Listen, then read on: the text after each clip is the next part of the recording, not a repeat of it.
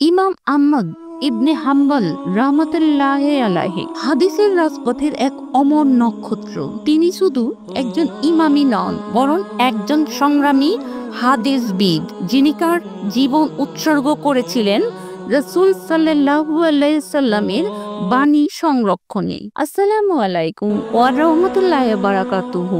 নিশ্চয়ই আল্লাহর অশেষ রহমতে আপনারা সবাই ভালো আছেন। আমাদের শ্রদ্ধাভাজন শ্রোতা ও সুধীমণ্ডলী, আপনাদের আন্তরিক শুভেচ্ছা ও স্বাগত জানাই কুন ফায়াকুন ইউনিটি চ্যানেলে। আমাদের আজকের আয়োজন সহিহ হাদিস সংরক্ষণ নিয়ে। ইমাম আহমদ ইবনে হাম্বল রাহমাতুল্লাহি আলাইহি ছোটবেলা থেকেই এলম অন্বেষণে বের হয়ে পড়েন। কাঁধে খাবার, কাগজ আর কালি নিয়ে পায়ে হেঁটে ইরাক, হিজরাত, ইয়ামান, সিরিয়া সহ বহু অঞ্চল ঘুরে হাদিস সংরক্ষণ করেছেন। দিনের পর দিন উপোস থেকেও তিনি হাদিস শিখেছেন, শুধু যেন একটি সহিহ হাদিস পাওয়া যায় এই উদ্দেশ্যে। তিনি প্রায় 10 লাখ হাদিস মুখস্থ করেছিলেন।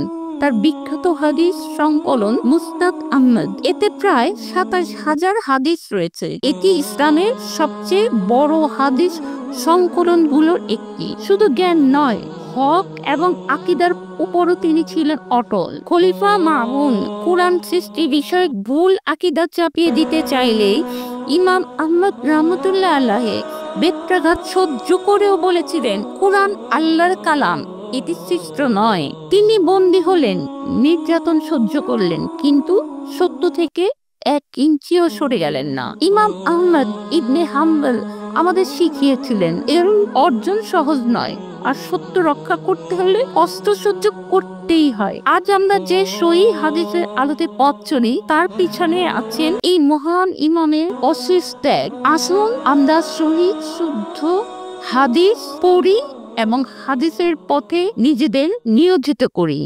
আমিন।